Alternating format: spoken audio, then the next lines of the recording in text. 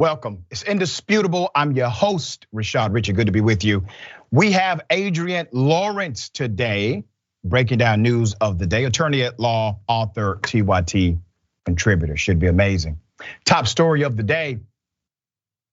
The cop who criminally harassed a black woman has now been charged officially. We talked about this when it first happened, gave you an update yesterday. That cop resigned. Now that cop has been officially charged. Let me remind you of his criminal assault. And go to jail.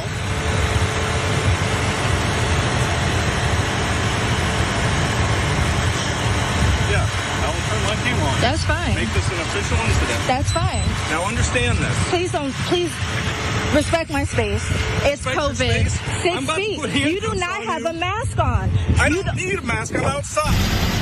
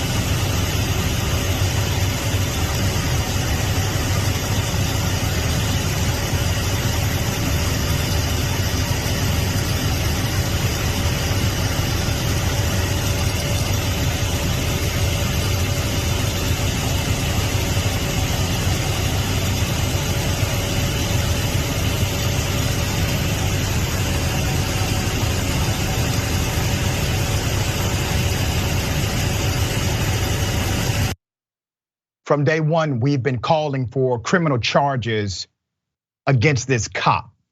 That has now finally happened. Not to the degree that I would like, but is moving in the right direction. Put up the picture of this coward. Criminal charges have now been filed against this former Chicago police officer who got into a confrontation last year with a black woman. He criminally assaulted her. She was walking her dog at North Avenue Beach. His name is Bruce Diker. Has now been charged with aggravated battery and official misconduct, okay? You see his picture, you see him. Now there's a background to this story. Diker, 52, was allowed to resign from the department last month. He did not get fired. He was allowed to resign last month before any formal discipline could be handed down. Cook County court records show his initial court appearance is slated for Thursday. Put up the picture of the woman he harassed. Her name is Nikita Brown, okay? She was simply walking her dog, that's it. Not bothering anyone. As seen on video footage from multiple sources, including the cops' own body cam and the cell phone of a bystander, Diker grabbed and briefly detained Nikita Brown shortly after midnight on August 28th as she walked her French bulldog at North Avenue Beach. Now, let me say this, because I've analyzed this video multiple times, and it's clear to me that the officer was actually attempting to grab and take away her cell phone. If you look at the video again, he goes after her hand. He's trying to take something out of her hand, and it is the cell phone. Now, he has not been charged with everything he could be charged with. And I want to remind you, they always handle cops with light hands, all right? They're never heavy-handed. We typically won't get a mug shot immediately. We will not see him being arrested and carried into the jail. We will not see him getting booked as a criminal gangster, for example. And to me, cops who commit crimes are the worst types of gangsters. They are the ones who are publicly funded. They are utilizing their public trust given to them by taxpayers. Now, there's more to this story. On Good Morning America, Ms. Brown actually broke a silence. She explained she took out a cell phone. She said, and I quote, "I was looking to see who I could call for help at that point. Even if someone didn't answer, at least leave a voice message that says, hello, hi. This is where I am. This is what's happening. If you call me in the morning and don't reach me, I am in jail or worse." It is so damn sad that this black woman who is simply walking her dog and not committing any offense, any criminal offense, has to think about how to let someone know that she's going to be wrongfully incarcerated or possibly die. There's more. Diker, the cop in question, who became a Chicago cop in 1998, had 25 complaints against him. I told you so. I said right here on Indisputable, this cop has a history, including 3 that were sustained, meaning after the investigation and after they tried to clear him, 3 of them, they could not.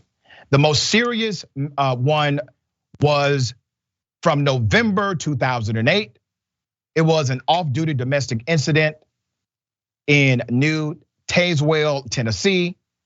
The cop, Diker, off duty, was still suspended for 20 days after he allegedly verbally abused and pointed his weapon at a victim, and failed to follow lawful police orders. Now, what happens? I want you to think about this. This is an off-duty cop. He's off duty at this time, right? He pulls out a gun, points his gun at a victim, and refuses to follow the lawful commands of another cop telling him, drop your weapon. Now, what would have happened to me or you? We would have had a bullet in our ass. That's what would have happened. They let him go. He violates a lawful command. He gets suspended. He comes right back to the force. No problem. He just showed you exactly who he was. Now, these are the incidents that we have on record. Believe me, there are many more that we do not. Put up the picture of the guy who's protecting this madness.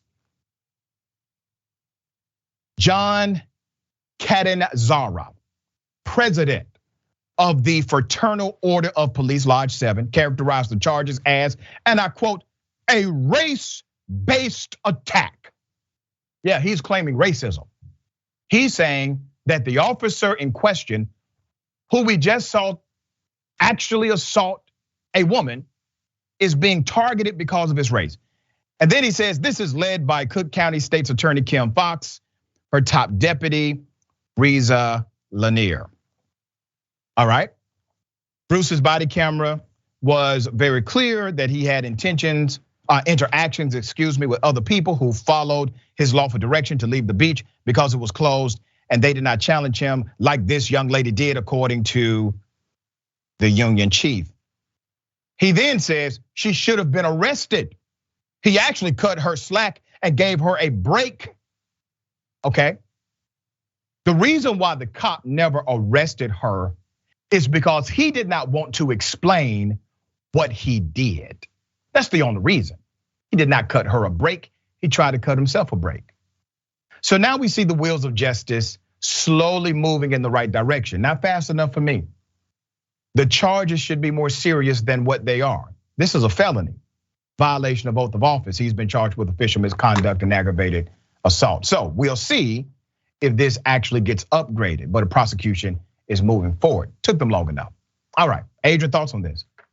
Well, it's very disheartening in part because we see this often, particularly in Chicago, where you do have a lot of law enforcement who happen to target members of the Black community. Yeah. One thing we did see from a 2022 audit with Chicago's public information is that when police will stop people, what they're doing when it comes to using force against people from Chicago is about 83% of those incidents involve Black people. Yet Black people are only 28% of the Chicago population. So you have 83% of incidents involving using force against 28% of the population. So if this is race in any way, it's definitely race used against this woman here. And the fact is that with Diker, they knew that he was a criminal. They also knew that he is not a good police officer, that he uses excessive force, that he abuses his power and privilege. They've already seen it with him drawing his weapon on that woman in Tennessee. So they knew exactly who he was. Yeah. Why they decided to continue to let him back it really speaks to the integrity of that department. And actually what their goal is as law enforcement officers is not necessarily to enforce the law, but to allow these deputized goons unleashed on the people. Yeah, let me clarify. It's aggravated battery, which is a much lesser offense than aggravated assault. We will see if these charges are upgraded at some point. But I have a question for you, Adrienne. He has a history of actual violence, of not following lawful commands of other officers. He has 25 complaints that we know of on record, some of them we may not. At what point does this become a negligent hire issue and the victim in this case is able to sue the department who hired him? It's interesting you say that because that's something I initially was going through my mind in terms of negligent hiring. And the thing is, it seems like a lot of these complaints against him came out after he was hired. So as far as I'm concerned, this is kind of like negligent retention. Like you should not have continued to employ this individual when you know that they do not follow rules, that they break the law, that they use excessive force and violence, yet you decided to continue to keep them on. The unfortunate fact is that the Chicagoans who are paying money for their taxes, they're gonna be the ones to foot the bill for all of this, when it really needs to be coming out of law enforcement, out of their retirement plans, out of any kind of assets and resources that they have. But instead, it's we the people who end up paying the bill at the end of the day for their abuses of individual civil rights. It doesn't make any sense. Yeah, isn't it ironic that people are okay with defunding the police as long as the victim is a black person, and that's the reason why the cops are being defunded? There's no issue when they're defunded by that method.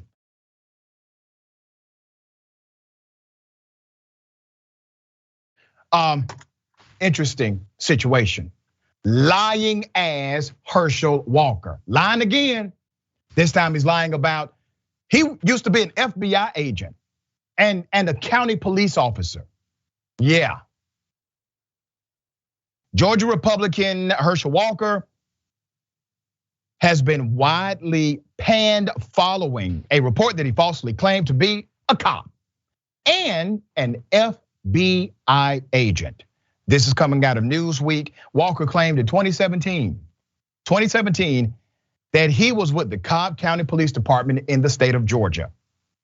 But the department has now told the Atlanta Journal-Constitution it has no record of him ever working there. Then his campaign comes out with a statement. They say, oh, he was an honorary deputy. Now, come back to me for a second, because the campaign, they don't realize they messed up. And media has not caught this yet.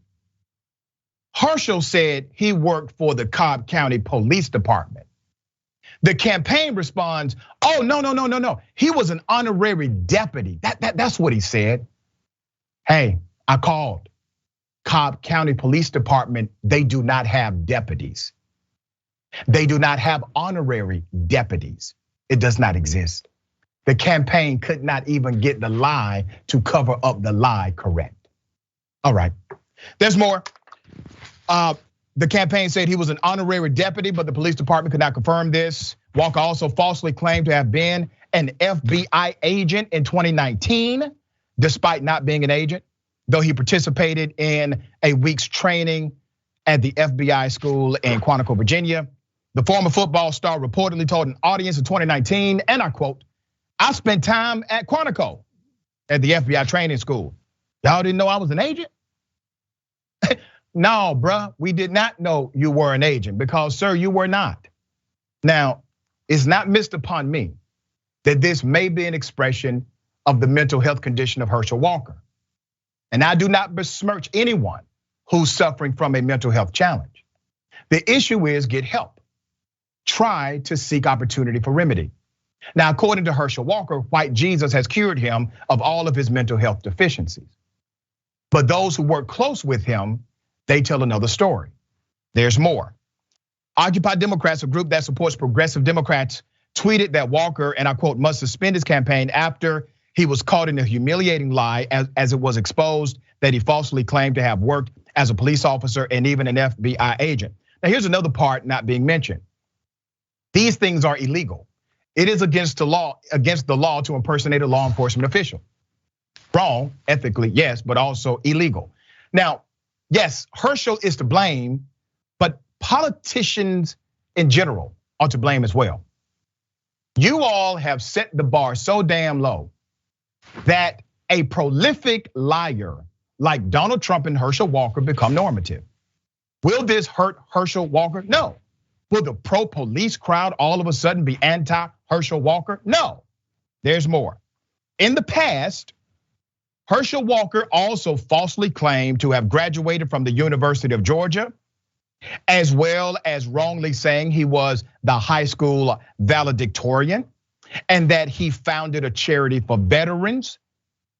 Walker had also made headlines during his primary campaign for questioning evolution and asking why are there still apes. He lied about all of this and still won the Republican primary in a way that slaughtered the field. One of the top fundraisers in the Republican Party for this election cycle in the United States of America is Herschel Walker. Fascinating. Herschel Walker is controllable by the extreme elements of the Republican Party, including Trump himself. As long as he's willing to carry the water of white bigots in this nation, he will always have a place at their table to simply do one thing, not to challenge them and not to represent everyday people, but to represent that power structure. Adrienne, thoughts on this? You know, I automatically thought when I saw Herschel Walker saying all these things that were completely untrue, that he is just enjoying kind of a Trumpian time in politics, just saying whatever he wants. You know, he's next gonna claim to be Miss Georgia. And then having a look at his background and whatnot and seeing that in 2001, he came out as an individual with dissociative personality disorder, which pretty much means split personalities. It kind of started to make sense. But then you also see part of his background, like he's been subject to red flag laws where guns have been taken away from him pursuant to a restraining order from his ex-wife.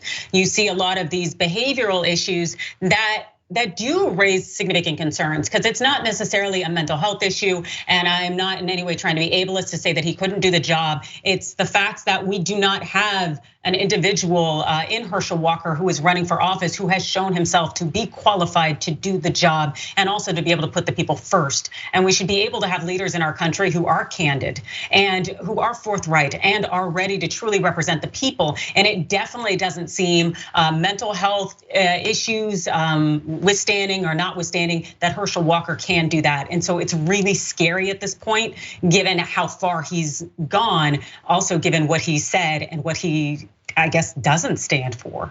Yeah, and you got to imagine these are lies he tells while on stage. You have to think, what lies are he telling people in private?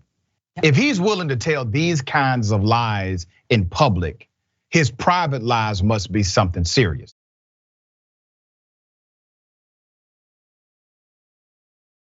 All right, there's a monster. Put up the picture of this monster, full mask, school teacher charged with taking liberties with a child. They believe more victims are actually out there. High school teacher is charged with 2 felonies and 2 misdemeanors after engaging in a predatory relationship with an underage student. Her name is Kristen McAllister, 32 years of age. She teaches English at Tab High School in Yorktown, Virginia. According to the local news, the relationship developed in 2021. The school just heard of these allegations last week when a student tipped off administrators. The York County Sheriff's Office received a report of an inappropriate relationship between a school employee and a student, and they started an investigation. So this English teacher has now been charged with 2 felony counts of taking indecent liberties with a child by a person in a custodial or supervisory relationship, and 2 misdemeanor counts of contributing to the delinquency of a minor. She has not entered pleas to the charges and was released on bond. McAllister would not be allowed back into the school, obviously. There's a no contact order here. And so far, the police have only identified 1 victim, but they think there's more. Okay, if you want to help, if you know anything about this story or this teacher, Investigators are looking into the possibility of multiple victims who are students. They want anyone with information to call the anonymous crime line at 1-888-LOCK-YOU-UP. This is a reminder, a sobering reminder that monsters come in all shapes, sizes, and colors, okay? And gender. Be careful, be vigilant, be active. Connect to young people so they always feel comfortable talking to you. One thing I try to do with my own daughter, no matter what, you can talk to me about anything on this planet. I don't give a damn what it is. You have an atmosphere conducive of conversation with me. All right, Adrienne, thoughts here. Something that's interesting and not in a good way, of course, is that when we look at sex offenders, we know that approximately it's 10% of sex crimes are committed by women. But when you look at it involving teachers and student relationships, women are far more active. They commit about 30% of the sexual misconduct. This is predatory. And these are kids. And there's always this old school hyper masculinity, toxic masculinity thought of, oh yeah, high five the student who got to have sex with his teacher. But no, these are kids, no matter the gender. This is a problem. That individual has been preyed upon. That is going to impact them for the rest of their lives. And so I really do hope that educators do a little bit more work in terms of ensuring that the teachers in these positions of power are not also sexual predators, because a little bit more work needs to be done. Because as you mentioned, predators, offenders, they come in all forms, shapes, sizes, and colors. Yeah, and it's getting so consistent that I would not be opposed to school systems running active campaigns, letting students know if you see something, say something, okay? All right, we got more on the other side. It's indisputable, stick and stay.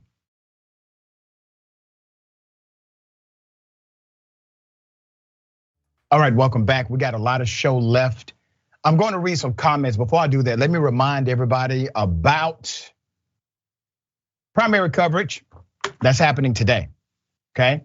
Progressives and the establishment will go head to head in another round of primary elections. Tune in, 8 p.m. Eastern time, 5 p.m. Pacific time. We got Jank, John, David, and more breaking down all of the results, okay? Also, you can tune in, tyt.com/live, the YouTube, Facebook, and Twitch, all will run the analysis. Okay, Sina Hogelboom says, he was an astronaut too. Astronaut, sorry. I like what you did there. Super chat, Chichi Massey. Doc Rich and Ad Law, the fact-finding duo. That's a dope ass combination name. Like, I like that. Doc Rich and Ad Law. That's gangster. ID, the destroyer of God. Trying to take her phone so she can't record the assault or call for help. That's correct. That's what he was trying to do. Moon Dragon, Walker is a tool and a fool. Yep. C. Michael Henson. Thank you again, C. Michael. Employers use background checks on potential hires. However, I believe that this is selective. It is evident through the stories we hear about all of these crooked teachers and cops still getting hired. That's correct. We actually highlighted one male teacher where the school was aware that he had credible allegations of child molestation, and the principal said, but his letters of recommendation were so strong. That's a real story out of the state of Georgia. Okay, he ended up molesting another child at the school that hired him, and he was, in fact, fired, arrested, and convicted. Thank you so much. Not that Karen Dragon. I love it. Thank you for becoming a member of the YouTube page. Make sure you join. All right, hit that join button from $4.99 to $24.99. Come in. All right. Slammed in Cambert, TTV. Doc, I listen to your morning show, talking about my radio show every morning. And when Tea Party Lou calls in, it's like, I wish a Karen Wood segment. Made my morning when you hung up on her. Yeah, yes. I appreciate I made your morning when I hung up on her. Okay. Ladies and gentlemen, I wish a Karen would. You want to call the police on them for having a barbecue on a Sunday. You're still free! Back off! I'm going to tell them there's an African-American man threatening my life. Huh? Move. Tamales, get your ass out of here. Move. Get your Get that son of a bitch. I'm gonna get you, you. Yeah, the Karenicity in this one runs deep. Let's put up his picture full mass. We have identified who he is, the man who decided to attack a young brother who was simply selling tamales. Now, who in the hell is anti-tamale? Okay, it's already a bad person. So let me give you some background to this. The racist person that you see in front of you who utilized many racial slurs against the young male, this racist San Pedro male Karen has been identified as Chris Shelby. He's a plumber and a pipe fitter. But this actually has a good ending.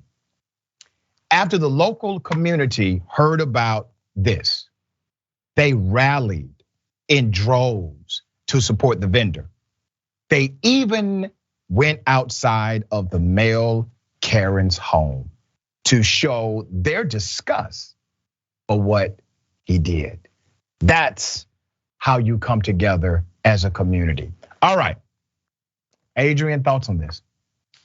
I really do like how this ended, because too often do we see individuals who engage in this Karen type behavior get away with it or just go on about living their lives. But now the community has come out and said, we see you and we know exactly who you are, and letting him know that that behavior is not acceptable. And it's not just going to be one individual against one individual, but it's going to be his neighbors, the people in his city or town against him.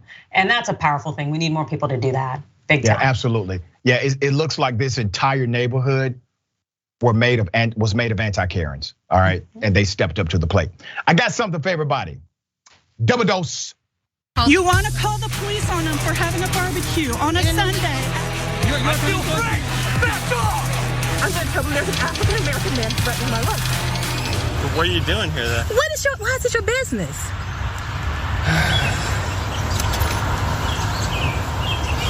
Why is it your business what I'm doing here?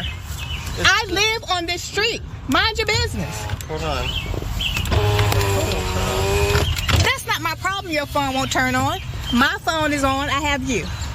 Please stop harassing me. I'm not harassing I am sitting on my street where I live. I own property here. Just taking your sign right there. This is my company. You know what? Call the number. You'll call me. All right. That's how intelligent you are. Call it right now. Let's see what phone rings. Well, I can leave reviews and stuff, I guess. Oh, have a great day with that. Like, it's not a company Are where you having a bad day or something? No, you're having a bad day because you're harassing me. Am I harassing I'm you? sitting on my street preparing for my work day. And you're sitting here blowing the horn when you have plenty of room to go around. I'm not blowing, you're the one yelling. You blew the horn at me 3 times to try to make me move. Well, why don't you park this parking lot right there? But I don't live over there. Why would I go in your parking lot where you live? I live on this street. Well, then go to your garage. I don't need to go to my garage when I'm heading out for work and I need to put something in my GPS and go about my business. Okay, I'll just wait for that then. Some people just want to get their Karen on. The Karenicity runs deep in this fella. Just remember, he has told this black woman, go to your garage then. I have more video, here it is. I'm gonna sit here because I can. You're just having a bad day then. No, you're ass. I'm gonna sit here because I can. I'm not gonna move my car. Call the police, it's not a crime. It's not a crime to stay right in. It's not a crime to stay on the side of the street, on my street where I live.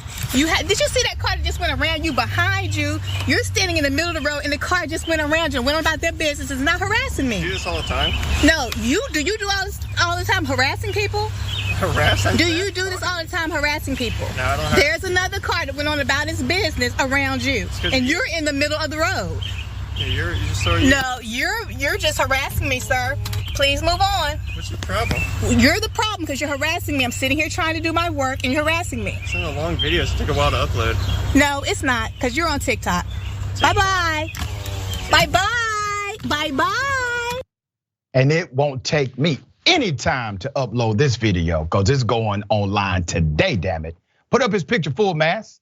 We need to identify this Karen. He is unidentified at the moment. I'm sure those in the audience will figure this out pretty quickly.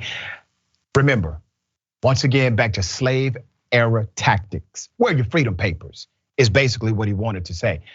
What authority do you have to be in this neighborhood, my neighborhood, is the spirit he came to this woman in. He continued to bother her, harass her, and try to make her validate why she exists. This continues to permeate in the culture of American society.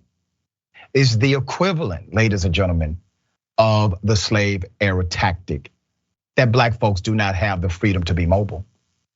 That somehow by white existence, the white person owns the authority to question Black people. No more. Adrienne, thoughts here? It's something that we deal with on a daily basis, and it's incredibly exhausting, particularly being a Black woman and having that gender element in there as well, where a white man feels that they can say whatever they want to you, they can interrupt you, make you move, use and absorb your time. And the thing is it's not something trivial at all, because as you noted, this is where your freedom papers. It's the thought that you need to justify, you need to explain to me, I am the authoritarian here, and you have to answer to me. And it's just reinforcing the power structures of racism, gender. It's just disgusting. And I do hope that this man is exposed for his behavior, because I'm sure he'd be the first one to say he's not racist, but I'm gonna be the first one to throw some side eye his way. Yeah, let's put his picture up again, because sometimes fellas like this, when we expose them on Indisputable, they tag me on social media, they get upset. Some of them even figure out my email address. So let me be very clear. You kept playing with this Black woman, all right? That's a frightening situation for a man to approach a woman like this and start acting the way you acted. Now, next time, sir, if you feel like playing with something, find you a toy. We're not in your way. Now take the order. I wish a Karen would. Yes, you heard right. She said, I wish a Karen would. I'm somewhat proud of that moment. But there's more. I'm not going back with my gun, I'm gonna shove it up your ass. And I'm gonna kill you because you're. When the people come in here, you cut ass.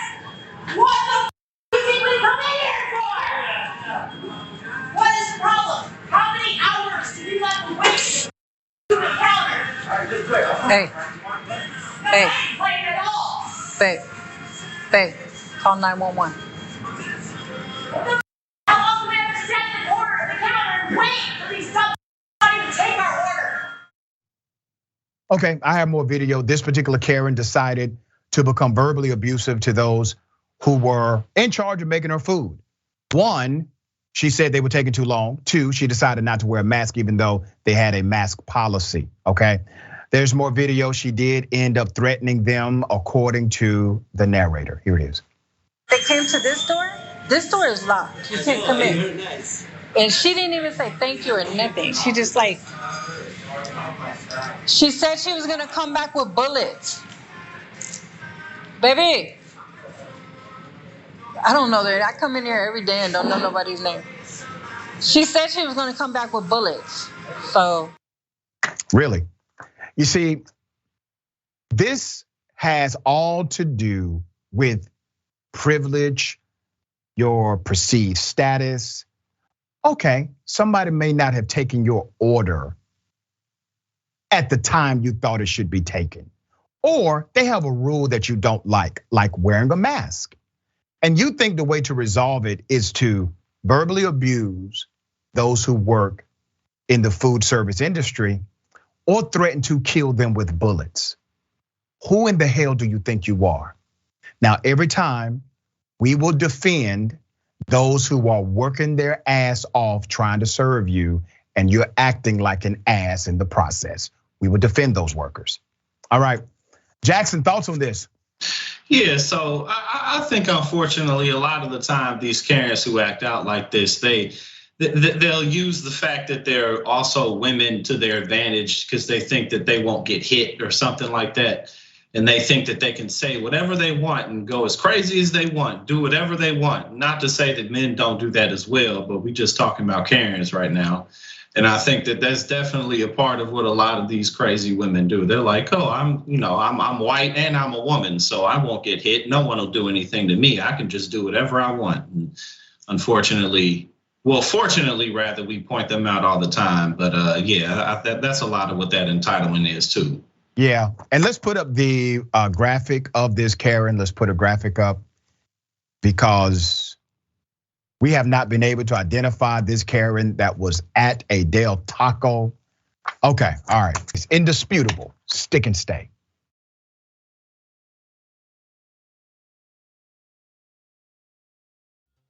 All right, welcome back. We still got a lot of show left. Let me read as many comments as I can, time pending. Lynn says, assault the vendor today, get owned, Tamale. Yeah. C. Michael Henson, I know who the male Karen is in the green shades and t-shirt. It's Gilbert from Revenge of the Nerds. God. And listen, C. Michael, as soon as I read that, you're right. He does favor Gilbert from Revenge of the Nerds. David Morris, Black Girl Magic versus Karenicity, the sister won. That's right.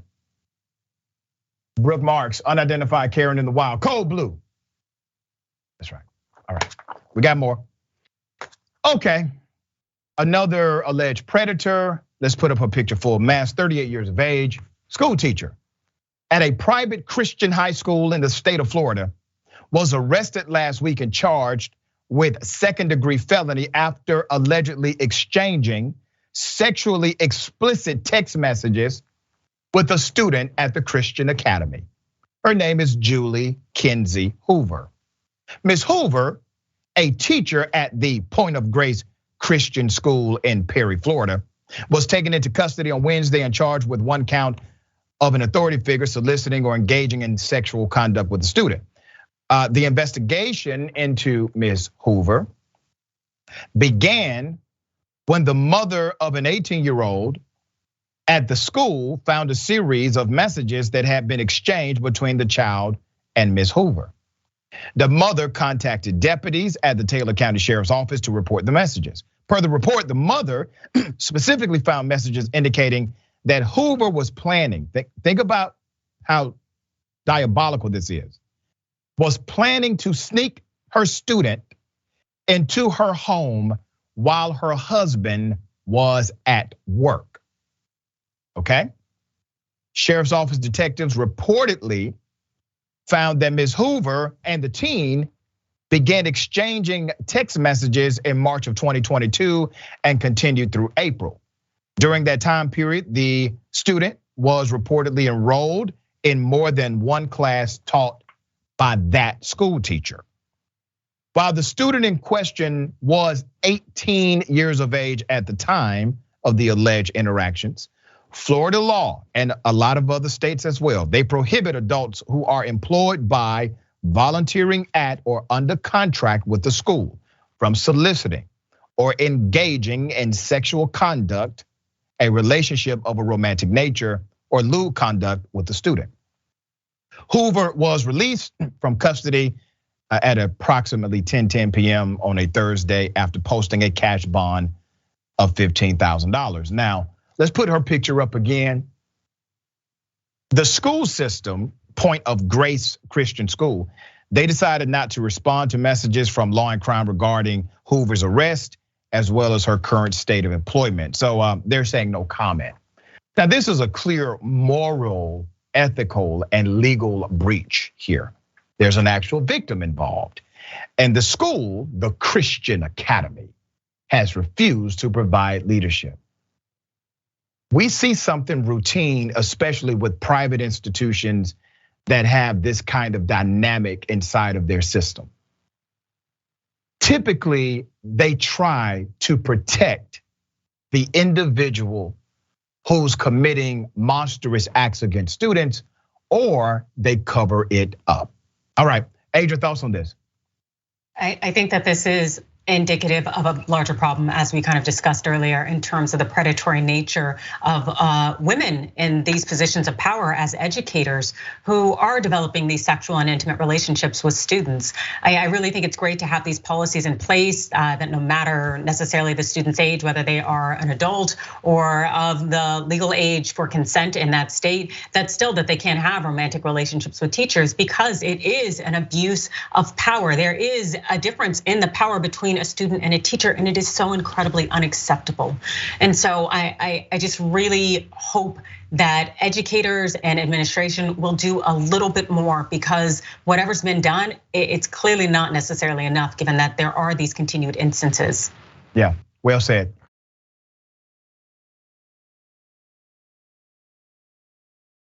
All right, Ohio teachers can now carry guns inside of their classrooms. Let me give you the background to this. Put up the picture of the governor who decided this was a good idea. Republican Governor Mike DeWine of Ohio signed into law a controversial bill that allows armed teachers and other adults with reduced gun training in schools. They reduced the prerequisite, and now they're making it allowable at a school. House Bill 99 was signed a week after the bill passed both Ohio House and Ohio Senate. Before it was signed into law, the bill sparked debate from many sides, with districts already declaring they will opt out of the plan. Critics say the governor has ignored the cries of those in Ohio to do something on gun violence and make communities safe. He has ignored their plea. The bill calls for a heavy reduction in training to carry a gun on school property. Isn't that something? You think that makes you more safe when you decrease the prerequisite training to have a gun around children? Really? There's more. The law now allows those in Ohio schools to arm teachers or other employees with up to 24 hours of training. Each member of a school defense team would be required to meet the minimum training and have a yearly criminal background check. Previous legislation required becoming a peace officer with over 700 hours. So before they said, okay, we can do it, but if we do it, there has to be a training mandate of 700 hours and the person must become a certified peace officer. Now, the reason why that was important in the original legislation is because it created a dynamic that allowed insurance companies to still be willing to insure schools that had armed teachers, because the insurance provider to that institution would say, okay, these are certified peace officers, we are going to still insure the school. Without that 700-hour prerequisite and the certification as a peace officer, most, if not all, insurance companies will decide to opt out because of the liability factor. So now you have a liability issue where the school teacher may have a bad day, or the school teacher decides to handle a conflict, a physical conflict, with shooting someone, or a school student at the institution finds the gun and uses it against those at the school. Just a lot of variables here. The training would include how to stop an active shooter, how to de-escalate a violent situation, trauma first aid care, at least 4 hours in scenario-based or simulated training exercises, and completing tactical live firearms training. Additionally, the law will now require all schools in the state to establish what's called a behavioral threat assessment program and training, and will provide funding for schools to establish those programs. Additional funding included in the bill provides money for other mental health programs and money for districts that don't have a school safety tip line to connect into a statewide school safety tip line, according to the governor. In other words, it doesn't do a damn thing that would actually stop an active shooter. Nothing. All right, Adrienne, thoughts? It's just ignorant and absolutely wild that they would go this direction to allow Ohio teachers to be armed, but also the training requirements, dropping it from 700 to now just 24 hours. Yeah. So you're going with what, 3.5% of what the mandate was previously, and you think that that's going to be acceptable when individuals around children, particularly when foremost, a lot of polls out there, they show that the majority of Americans and the largest majority of teachers don't want to arm teachers. But then on top of that, you think of what's gonna happen to black and brown kids, predominantly black kids in the K through 12 system, by virtue of the fact that we suffer punishment the most. We're disciplined even more aggressively than white students are for the very same behavior. So at the end of the day, this is going to end up policing and possibly killing more black people. And no one wants it. Yeah, nobody wants it. No one wants it. And really, you should drop the mic on that point. Teachers don't want to be armed. Parents do not want teachers armed. The vast majority of voters do not want this. The vast majority of Americans in general do not want this. Just a few inside of the Republican Party who are wagging their fingers saying we know better than everybody else on the planet. All right, we got more on the other side. It's Indisputable, stick and stay.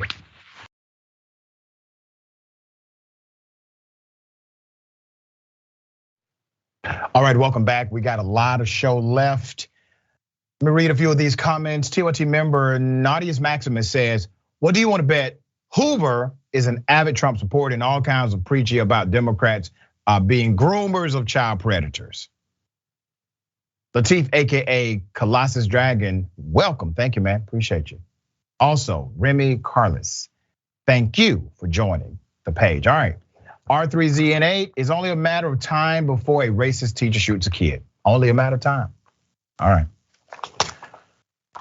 Texas gunman, another one, opened fire near a kid's day camp, right? This was in Duncanville, Texas. Police and camp staff quickly prevented a potential chaotic, deadly situation at the children's sports camp. This happened Monday. Let's put up a picture of where it happened. This is Fieldhouse, all right? They call themselves Home Champions. The unidentified man appeared to have fired twice inside of the Duncanville Fieldhouse, a youth sports and training venue, but thankfully no one was struck or injured. That could have been dramatically different. The armed suspect entered through the complex's main lobby, let's put that up, where he was confronted by a staff member who exchanged gunfire with him. If it had not been for that staff member, this could have been a deadly situation. The alleged gunman then went to what was described as a classroom filled with children and opened fire from outside after he was unable to get in. Duncanville Police Department Assistant Chief Matt Stockner said at an afternoon news conference. 18-year-old counselor Naomi Rogers, let's put up a picture of Miss Rogers. She was actually in the classroom filled with children ages 4 to 6. And when it became a focus of the suspect, she said the children and her hid in the room and tried to keep quiet as the gunman shot out the glass of the front door with a single round when he could not get in. Wow. Just imagine how traumatic, right? The adrenaline, the fear, the hopelessness in that moment, all of these children having to be exposed to this, now having the experience of surviving an active shooter. Damn shame. Beginning with the first sounds of gunfire, children at the complex were moved into a safe area that was then locked. Staffers were trained to execute an active shooter situation, according to Chief Stockner. The suspect moved to the main gym. He said, where there were still children present, but no shots were fired, at least until officers arrived and engaged in the firefight that killed him. The man was given first aid by the officers at the scene and taken to the hospital. He was pronounced dead, the assistant chief said. This could have been potentially even a deadlier massacre. But you had some responsive individuals. Now, don't get it twisted. I am not anti-police or anti-law enforcement. I'm anti-bad police. I'm anti-negligent law enforcement. But I'm pro-law enforcement where law enforcement is appropriate. In this situation, it seems as if everyone who enforced the law to protect children acted in an appropriate way. It is a sad reality, but a reality nonetheless, that children are now trained for active shooters. The staff and the children knew what to do because they were trained for an active shooter situation. And that training may have in fact saved lives. Adrienne, thoughts here? You know, it's incredibly traumatic to go through a situation where you are potentially going to be shot, or even just having survivor's guilt, or having a loved one who was shot. And it's something that sticks with you and that stays with you. And so as much as people want to think, oh, they survived, this is great, the realization is that there is lasting trauma, lasting impact that will forever change individuals' lives. Yeah. And it doesn't have to be this way. We don't have to live this way. But unfortunately, the leaders and the powers that be in our country have decided to make us some kind of heavily weaponized warlike state. And it's killing us. Yeah. This story is going to make you sad and it's going to make you angry. A white male in North Carolina sexually tortured his daughter and then killed her. He has now been sentenced to death for murdering his black teenage daughter. Let's put up her picture as well. This was a court case that concluded after 3 years. Let's keep up the picture. The monster who did this to this princess is Joshua Lee Burgess. Was not only sentenced on Friday for the 2019 murder of 15-year-old Zaria Jocelyn Burgess, but also for sexually torturing her for an entire day. Joshua Lee Burgess was accused of psychologically and sexually torturing Zaria for 22 hours before he then strangled her and slit her throat at his home in the city of Monroe, North Carolina. That's located about 23 miles southeast of Charlotte. Zaria was at her father's home for the weekend when he killed her, okay?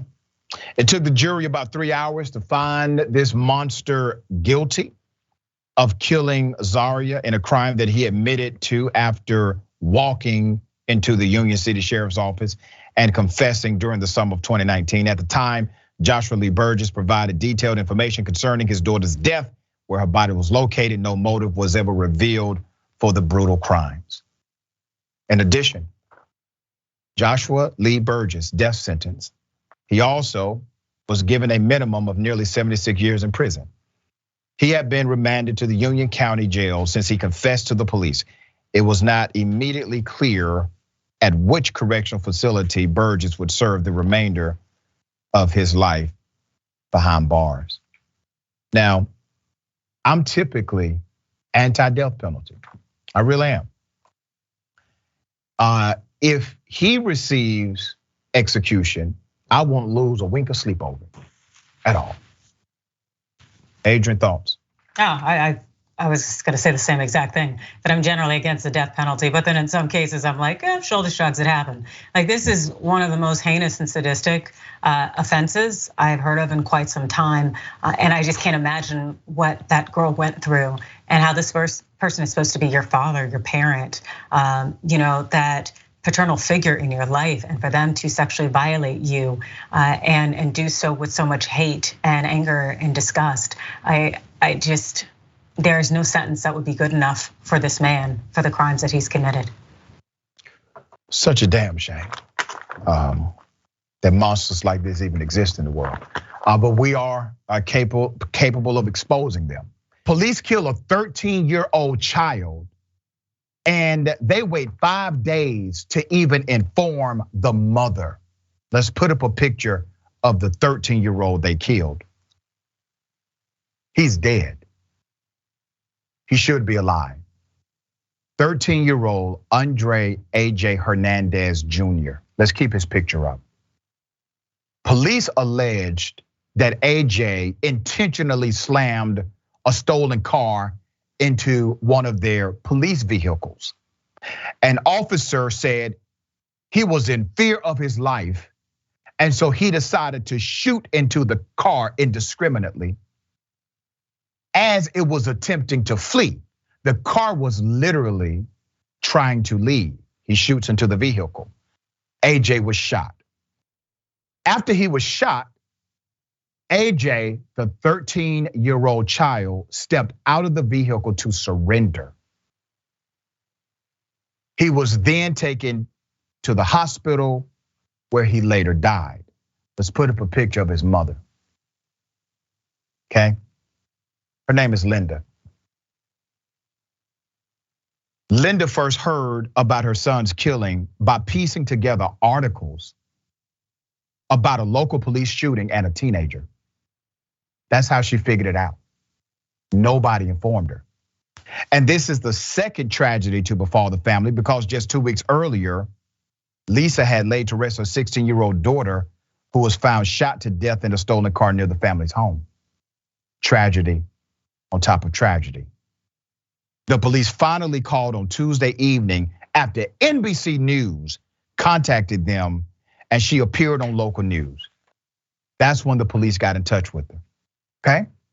Now let me say this, because I know there are some who will push back and say, well, the 13-year-old was committing a criminal act and he should have simply not been in a stolen car. You have to remember something. We have due process in this country for a reason. This is a juvenile. As a juvenile delinquent myself, I was in stolen cars. I ran from the police. This 13-year-old is dead. Just because you may deserve to see a judge does not mean it's time for you to see your maker. This 13-year-old is dead. And according to the narrative, not only should he be alive, there was no reason for the officer to shoot and kill this child inside of the vehicle. There's more. I really don't understand why the police are hiding. My son was 13 years old, that's the key. He was a little boy and did not deserve to get shot and killed by the police officer. Remember, there was no real threat to the cop. The police told her they would allow her to view partial police body camera video of the encounter Monday morning. She said, I don't know what I'm supposed to do when I see it, but I want to see why they shot my son. She said the hospital informed her that her son had been shot, but that she was given only minimal time to view him before he was put in a body bag and taken away. She still has not received any medical reports or paperwork.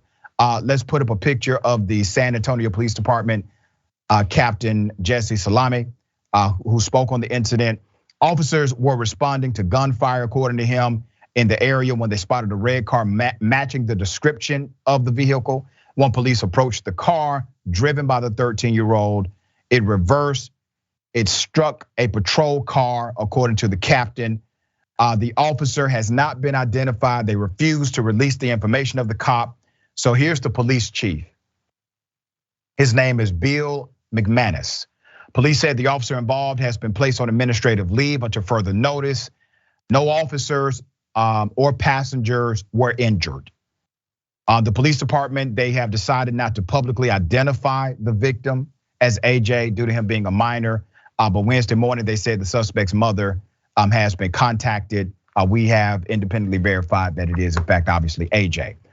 A lot of twists and turns here. The bottom line is AJ should be alive. AJ should be alive. This is not a conversation or argument about police and arrest. This is about, should we have a police force that's so trigger happy that they are willing to pull the trigger, kill an individual, and allow absolutely no reasonable process, no reasonable reaction time for the person they shoot. All right, Attorney Adrienne Lawrence, what are your thoughts on this? And is it problematic that the cops responded so quickly to kill this 13-year-old? Well, I'd say first of all, my heart definitely goes out to that mother to lose your 16-year-old daughter and now your 13-year-old son. I can't imagine what she's going through. I can't imagine as well that essentially the progress that our nation has made has been lackluster when it comes to policing, because there was a time when we really elevated property offenses in a way, but we didn't elevate them such that we put them above human life. And that's essentially what was going on here when you have a stolen vehicle. It's merely a piece of property, and so it does not require deadly force. Also, there could have been anyone in that car. There could have been hostages, there could have been victims, there could have been children. And as it turns out, there indeed was children in that car. So to just fire into a vehicle, it's extremely reckless. And this thought that, I feared for my life, this is something that we continue to hear from law enforcement, and it's nothing but a lie, an absolute sham. And unfortunately, the courts are allowing it to continue to happen. And what we are seeing is public executions, and now, and even more so, of children. This needs to stop. We got more on the other side. It's indisputable. Stick and stay.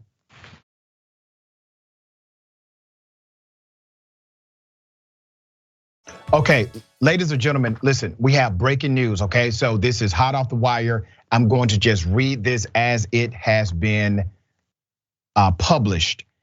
The American Muckrakers PAC, okay? They have released information that says Congresswoman Boebert, Representative Lauren Boebert, was an unlicensed paid escort with SugarDaddyMeat.com. She also had 2 abortions. That's only an issue because she stands against a woman's right to choose. Quite hypocritical if this is true. Once again, this is being reported out of that Political Action Committee. According to this report, the Congresswoman met Senator Ted Cruz in Aspen through a Koch family member escort client, okay? Boebert had an abortion at Planned Parenthood in Glenwood Springs, Colorado, due to her work with SugarDaddyMeat.com. Once again, according to this PAC who has now released this information. This is the same PAC that released significant information about Congressman Cawthorn, and that information proved to be true, all right?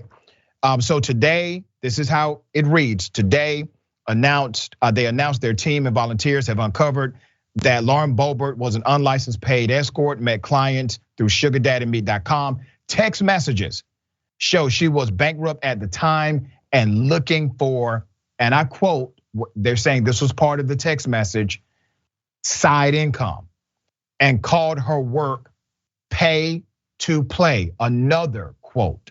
She was paid to escort wealthy men, according to this report. Here's what it says, verbatim. According to our investigation in 2019, Boebert was hired by a wealthy male client in Aspen, Colorado, who was a Koch family member, Koch brothers. Boebert's rich client subsequently introduced her to US Senator Ted Cruz, the Republican out of Texas. This happened in Aspen in 2019.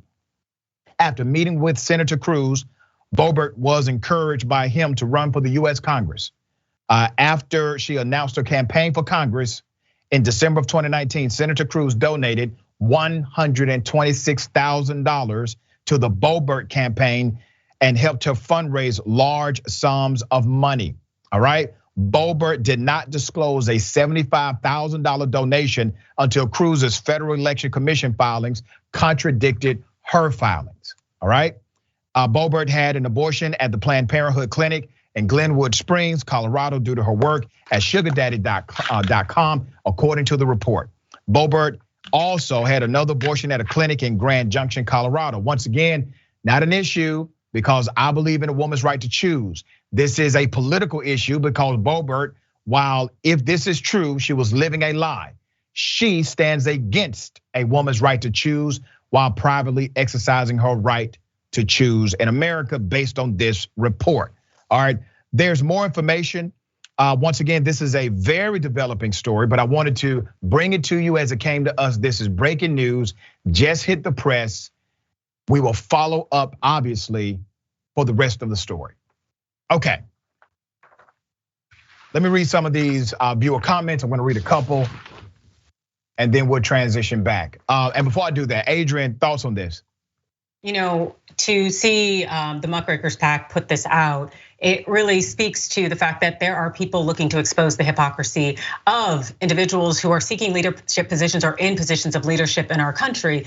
Because the fact is that the lifestyles that they are alleged to have leading are more consistent with the lifestyles of a number of people, the rest of us. And so for them to condemn the behavior, the healthcare choices, the options, all of it just shows how much hypocrisy is out there. And so if it turns out that these allegations about Boebert are true, I damn sure do not condemn her for sex work because it is work. And I damn sure do not condemn her for having abortions because that's healthcare. What I do condemn her for would be the hypocrisy of her actions, because that's the problem, and that should be her downfall, assuming that this Muckrakers press release is wholly accurate. Yeah, these individuals routinely, we have seen they take adversarial positions to communities that they actually belong to. That's right. And to me, that is the epitome of being a sellout. That's a sellout. You literally take a public position contrary to communities that you should be supporting. So here's what I'm going to do. Because I think this is, we got to discuss this. So I just got the text message and I'm back to Boebert now. Okay, I'm back to Boebert now. I just got the message where these are pictures. And according to the report, this is her profile at sugardaddymeat.com. This is her profile at sugardaddymeat.com. Now, let me ask you this question, Adrienne, because it's happening so routinely, especially in politics. Why do you think there's this desire to literally misrepresent who you are and be adversarial to communities that you should be supporting when you get in political office? I would imagine that you would seek political office to be an advocate for the communities that you are a part of, rather than to be antithetical to them. But it seems as if this is true, the Boeberts of the world and others have decided to take a stand contrary to who they are. What are your thoughts about that level of disconnect in politics? Oh, I just think you are those kind of people that they're disgusting human beings, and their mentality is the thought that I still will access these things and I'm still going to be able to partake in them. I just don't want others to. It's part of that power structure of ensuring that others are oppressed. So I'm gonna ensure that they don't have access to healthcare. I'm going to ensure that if they participate in sex work, that they are penalized in some way, even though these are things in which I myself am engaging in. It shows you the lack of integrity so many people have, and that they are willing to engage in this diabolical behavior for a dime, and they'll probably just about do anything for these coins. It's pathetic. Yeah, and here's the other dynamic. According to records, she was married. She's been married for many years, okay? And there's more, so I'm gonna read this once again. This is developing, this is hot off the wire, it's in real time. The PAC says, and this is fireboebert.com, that the screenshots of the actual text messages in sequential order from our source. Several texts were excluded, or part of them excluded to protect their identity. In no case did we edit the actual text sent by the source. And it starts by saying, I'm sorry, I really would love to help, scared of her and her husband. I don't know how you could, and then it's blank safety. Then it says, I will tell you that she had one abortion in the Glenwood Springs at the Planned Parenthood office and another one in Grand Junction. The first was when she was 17. The second one when she was working on the side as a paid date on the site called Sugar Baby. She was stripping at the time also. So according to the report and based on this investigation by this particular PAC, there are many issues that don't seem to connect. Now, once again, I don't besmirch individuals who seek an abortion. I don't do that. I protect a woman's right to choose. The irony is Congresswoman Boebert does not. That's the beef I have here, okay? As far as her stripping or being an escort, no issue with me whatsoever. You're an adult. But don't take a position that's adversarial to individuals who do. Now you're a hypocrite, and now I gotta deal with you. all right? So we're gonna continue to follow this story. It's developing, as I said, all of the facts are not fully in. We're trying to confirm some other dynamics, but if this is true, this is explosive, especially given the rhetoric that she spews, the rhetoric that represents that she's anti all of these communities she may in fact be a part of. All right, Adrienne, thoughts? Yeah, no, I think you're absolutely right. And I really do hope that if this is accurate, that hypocrisy is her downfall.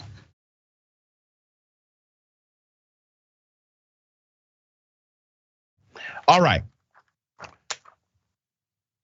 The QAnon JFK cult.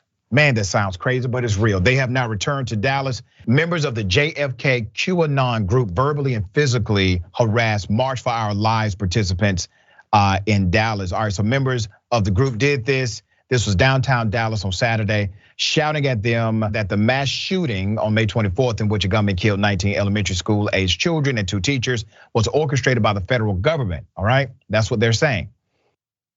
Gabrielle Gonzalez, a protester at the event, said, and I quote, this is a direct quote, the QAnon member was like, did you know that Uvalde has been closed for years? It was fake. It was all an act. It was actors and actresses. Then 2 more QAnon members came up and were like, none of these are real. Mass shootings don't happen. And I asked them if they'd like to tell Rodriguez's parents that, said Gonzalez. So let's put up a picture of their leader, okay? This guy's a real tool. His name is Michael Protzman. Predicted earlier that week that JFK would actually reappear. And he would be there that day to reinstate Donald Trump as president and begin executions of the alleged global cabal of pedophiles and blood drinking liberals. That's what he claims. And he says they actually are the ones running the world. If you remember, we've covered them before. This is the same group back in November that thought JFK, Michael Jackson, and Elvis would return, and Bon Jovi would hold a concert after Trump was going to be reinstated as president of the United States. Don't believe me? Let's put it up. All right, this says Collin County Dems. The late President John F. Kennedy and son, the late John F. Kennedy Jr. are a no-show today in Dallas for the hundreds of QAnon supporters. Rumor has it that JFK and JFK Jr. were seen working at Dairy Queen alongside Elvis and Michael Jackson. Now, I fight the urge to laugh. And let me tell you why. Because this is serious. This is serious. These individuals vote. These are the people that support Donald Trump. These are the people that Trump can sell whatever he chooses to them. As long as this remnant exists, Donald Trump will always tell the truth according to a certain segment of the American population. And they feed upon the ignorance of these individuals. This is the perfect stooge for Donald Trump. This is what they do. They exploit and manipulate individuals who are mentally vulnerable and always seeking to connect to some type of conspiracy theory. So they're willing to believe, and believe me, they gauge this stuff. The Republicans gauge this stuff. They say, well, if our followers are willing to believe that JFK is going to come back with Michael Jackson and Elvis and real point Donald Trump, well, damn it, they sure will believe that the election was stolen without any evidence. They sure will believe whatever other lie we put up there, like white men are being replaced. Or that somehow Democrats are antithetical to America, they're pedophiles and they need to die. You see, this is dangerous because what does it do? It dehumanizes those who have a political opposition to you. And then it radicalizes the group who will start believing that those who simply have a different political point of view are not worthy to live. What's the next conclusion of that scenario? There you go. That's why I don't laugh at it. All right, Adrienne, thoughts here? It seems relatively clear to me that those in the 1%, the reigning class, that they're truly out there to push their agenda of keep people really dumb. And we're seeing that about allowing guns in schools and not protecting kids from mass shootings because they don't want them to go to school and be educated and have the knowledge base so that they can fully appreciate and understand when these cult-like conspiracy theories come out and maybe not engage in them or not entertain them. No, they want people to stay as dumb as possible so that they can be controlled easily. And it just continues to show us what the byproduct of that is, where you have people supporting these just far out and far-fetched conspiracy theories as opposed to actually using reasoning and common sense. There you go. Always a pleasure having you on the show. Tell people how they can follow you and check out all of your great work. I'm on Instagram at Adrienne Law, or at Adrienne Lawrence on Twitter at Adrienne Law, and you can catch me on Rebel Headquarters, which is on YouTube and Facebook. All right, there it is. Now remember, take care of yourself, take care of each other, take care of the planet. Remember, the truth is always indisputable.